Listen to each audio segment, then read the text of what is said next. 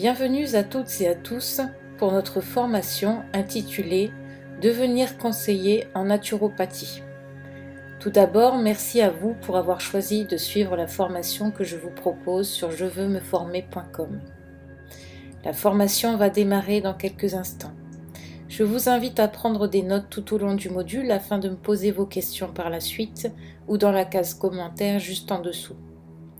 Ce module numéro 1 va vous permettre d'appréhender avec sérénité l'ensemble des grandes connaissances nécessaires à la pratique du métier de naturopathe dans le domaine de la diététique et nutrition. Les modules de formation sont ouverts à tous, sans aucun prérequis et quel que soit votre niveau d'études. Nous pouvons commencer désormais notre premier module intitulé « Diététique et nutrition » partie 2.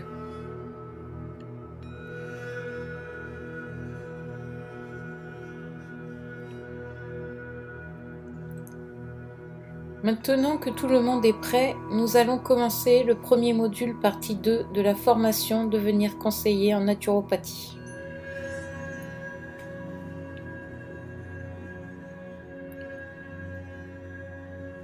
Voici le programme de notre session d'aujourd'hui. Nous allons voir ensemble tous les points suivants. Les règles de base avant un régime, les principaux régimes, le régime hypocalorique, le régime sans sel, le régime méditerranéen,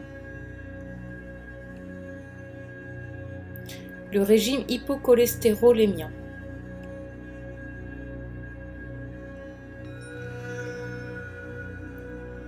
Le régime sans gluten,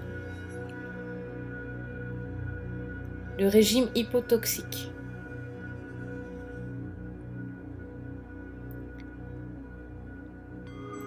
un régime diététique est une modification de l'alimentation spontanée d'un individu dans le but d'en éliminer les effets momentanément ou définitivement nocifs.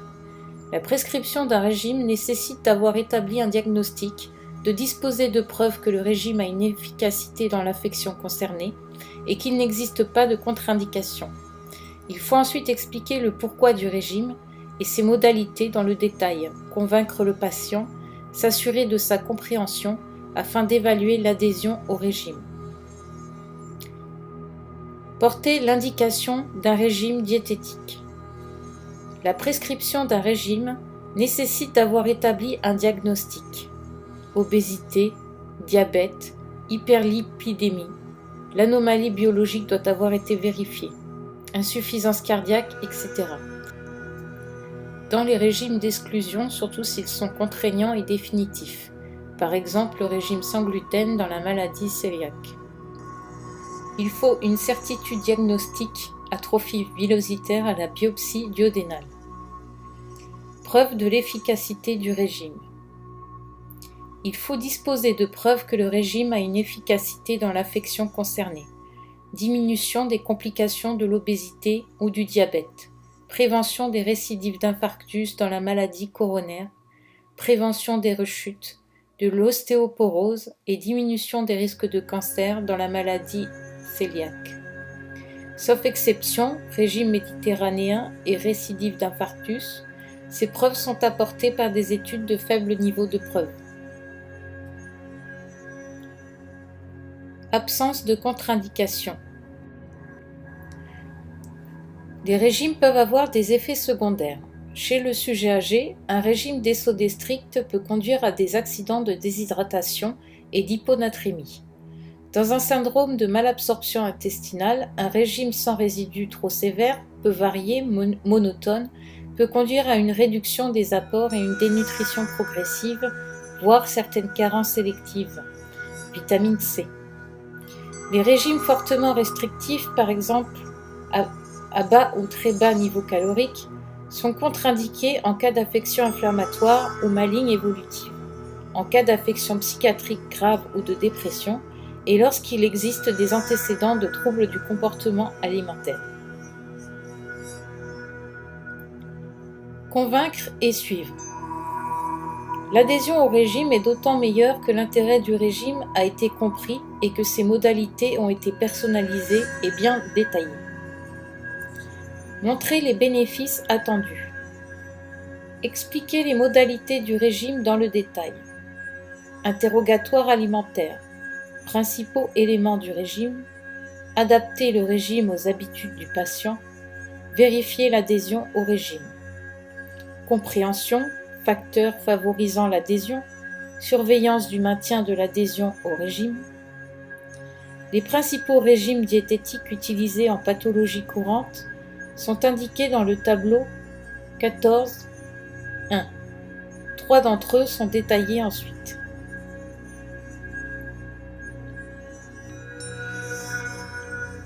Nous allons voir ensemble les régimes suivants. Le régime hypocalorique,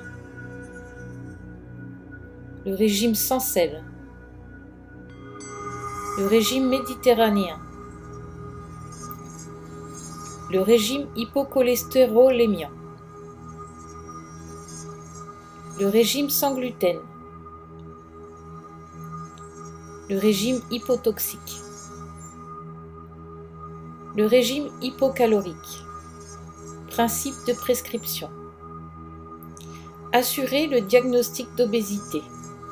Par l'histoire et la mesure de l'indice de masse corporelle, poids en kilos divisé par le carré de la taille en mètres, en l'absence d'œdème et d'acide, exposer les bénéfices du régime.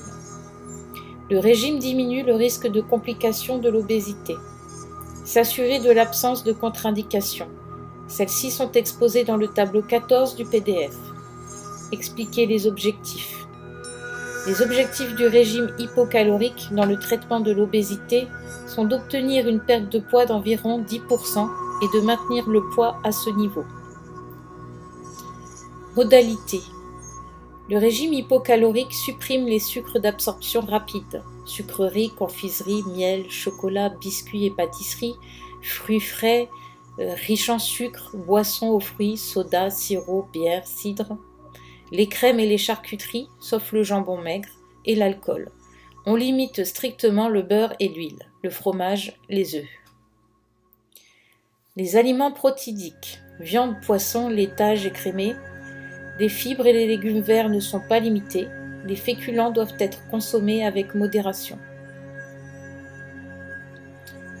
L'apport énergétique total doit être de l'ordre de 2/3 de la ration calorique initiale, soit 2/3 de la dépense énergétique, si on vise une perte de poids raisonnable et maintenue.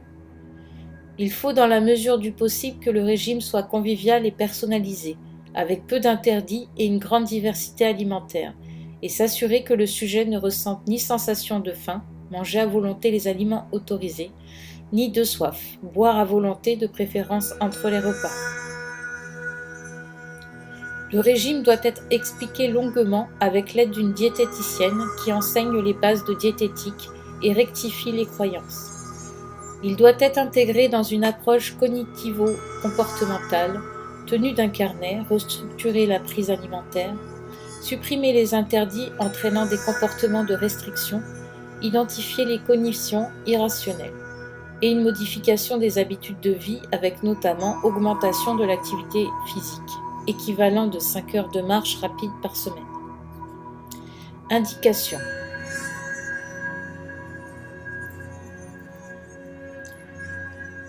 Obésité. Le régime hypocalorique a pour objectif d'entraîner et de maintenir une perte de poids de l'ordre de 10% et de limiter ou prévenir les complications de l'obésité. Le résultat obtenu doit être maintenu. La modification des apports énergétiques est définitive. Sa prescription doit donc être adaptée à la demande du patient et aux éventuels facteurs de risque associés. À titre d'exemple, chez un obèse ayant des taux de triglycérides et de cholestérol modérément élevés, sans autres facteurs de risque cardiovasculaire, le traitement de première intention sera le régime hypocalorique. A l'inverse, le régime ne sera pas une arme thérapeutique efficace chez un patient modérément obèse, gros fumeur et ayant une hypercholestérolémie majeure. diabète et hypertriglycéridémie. Le régime hypocalorique est également indiqué en cas de diabète de type 2 et dans la plupart des hypertriglycéridémies. Les hypertriglycéridémies endogènes sont sensibles à la diminution des glucides et la suppression de l'alcool. En l'absence d'obésité, il n'y a pas lieu en théorie de diminuer le total calorique, mais en pratique l'emploi de fortes quantités de lipides n'est pas sans inconvénient et peut parfois majorer la cholestérolémie. Le régime sera donc légèrement hypocalorique et parfois responsable d'une petite réduction pondérale. Contre-indications.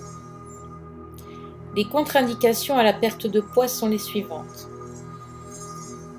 Maladie évolutive non contrôlée. État dépressif sévère. Maladie psychiatrique grave. Troubles graves du comportement alimentaire. Sujet âgé, supérieur à 65 ans. Obésité mineure. La perte de poids n'offre pas d'avantages réels en termes de santé. Le régime sans sel.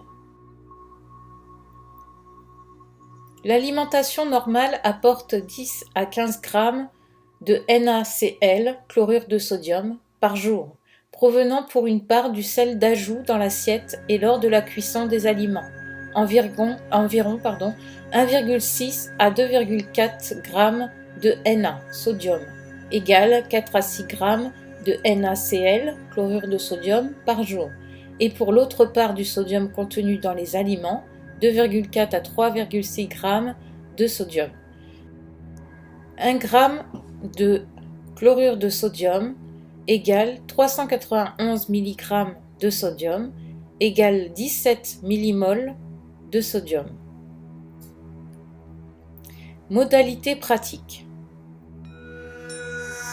Le régime sans sel interdit non seulement le sel d'ajout, mais aussi les aliments riches en sel, pain et biscottes, salés, charcuterie, fromage, conserves, plats préparés, condiments, eau minérale salée. Le sel d'ajout peut être remplacé par un sel de potassium. Ces mesures conduisent à un apport quotidien d'environ 2 g de sodium. Le régime désodé strict oblige aussi à limiter la viande, les poissons, les œufs, le lait. Ces aliments contiennent 50 à 100 mg de sodium pour 100 g. Et même certains légumes. C'est un régime difficile à suivre dont les indications restent exceptionnelles. Indications. Ce sont essentiellement les syndromes œdémateux, insuffisance cardiaque, cirrhose décompensée, syndrome néphrotique. Le régime sans sel prévient la rétention hydrosodée observée en cas de corticothérapie prolongée. 0,5 mg par kilo par jour d'équivalent prédnisone. La réduction des apports sodés est enfin utile dans l'hypertension artérielle. Le risque est la déplétion sodée avec hyponatrémie, plus fréquente chez le sujet âgé, suivant un régime trop strict, et en cas d'association diurétique. Ce risque est aussi majeur dans les affections comportant une perte obligatoire de sel, insuffisance surrénale, néphropathie tubulaire, iléostomie. Il est recommandé de surveiller la natrémie et natriurèse. Il faut aussi se méfier de l'effet anorexigène du régime à long terme chez le sujet âgé. Enfin, le régime sans sel ne doit pas être prescrit chez la femme enceinte. Le régime méditerranéen. La faible morbidité cardiovasculaire observée en Crète et dans le pourtour méditerranéen a conduit à proposer des régimes reproduisant l'alimentation traditionnelle de ces pays. La preuve scientifique de l'efficacité du régime méditerranéen a été apportée par plusieurs travaux démontrant un moindre risque de récidive d'infarctus du myocarde chez les patients suivant le régime par rapport aux autres. Le régime méditerranéen comporte des apports augmentés en fruits, légumes et féculents, pain, augmentés en poissons et diminués en viande rouge et sans beurre ni crème, remplacés par une margarine riche en acide alpha-linolénique, mais l'huile d'olive a un effet identique. L'intérêt de ce régime dépasse évidemment l'indication de la prévention d'infarctus et peut être étendu au titre de la protection vasculaire à l'ensemble de la population.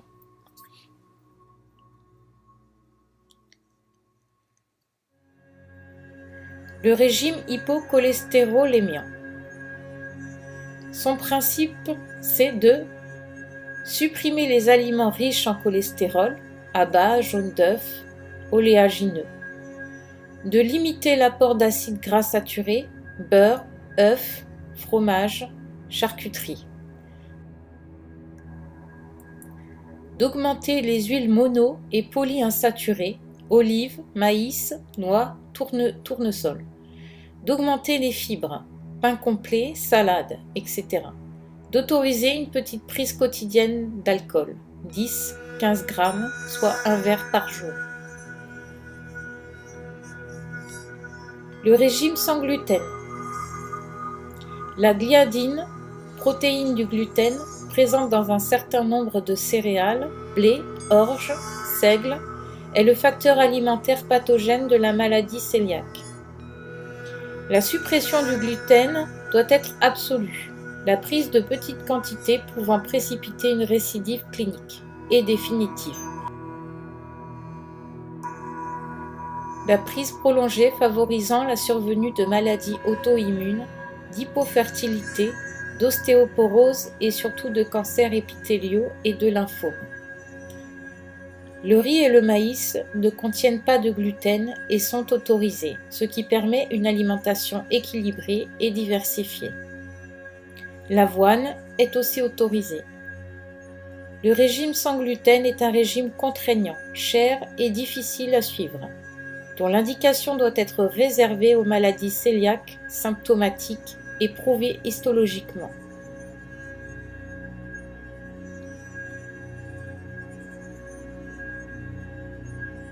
Le régime hypotoxique est un régime souvent proposé par les naturopathes. Le principe est plutôt simple. Ne plus encrasser le corps humain pour éviter d'avoir à le nettoyer régulièrement. Le soulagement est important, rapide chez certaines personnes et souvent spectaculaire. Voici le principe. Éliminer les plus grands toxiques. Règle à suivre. Consommer un maximum de produits sains, crus et si possible de qualité bio. Cuire le moins possible ces bons aliments, à l'étouffer, à la vapeur douce ou à l'eau et de façon brève. Voici une liste d'aliments autorisés, déconseillés ou à éviter. Aliments autorisés. Fruits. Fruits frais, oléagineux, secs. Miel, cru, en dehors des repas. Graines germées, céréales non toxiques. Légumes verts et colorés et œufs, crus ou peu cuits. Huile vierge, première pression à froid. Viande blanche ou poisson, cru si congélation minimum 24 heures avant consommation. Riz, sarrasin, quinoa, millet, petit épeautre. Pommes de terre, légumineuses, légumes secs. Sel non raffiné, épices, aromates, beurre cru clarifié. Plus modérément. Sucre complet, rapadura, vin, cidre, café, thé, chocolat noir, produits crus fumés, poissons, jambon et crustacés, fruits de mer. Aliments déconseillés. Tout aliment cuit à plus de 110 degrés Celsius. Aliments à éviter. Lait, animaux et dérivés. Crème, yaourt, fromage, glace. Blé, seigle, orge, avoine, maïs, épeautre, grand. Sous toutes ses formes, pain, pâte, farine, semoule, pizza, gâteau, brioche, son. Huile raffinée et margarine. Sucre blanc et produits en contenant. Sel blanc, conserve, bière, soda et jus de fruits. Nous venons de terminer notre première partie de cours ensemble concernant la diététique et nutrition. Vous avez désormais la possibilité d'effectuer l'évaluation du module 1, partie 2. On se retrouve très rapidement pour la suite. À très bientôt.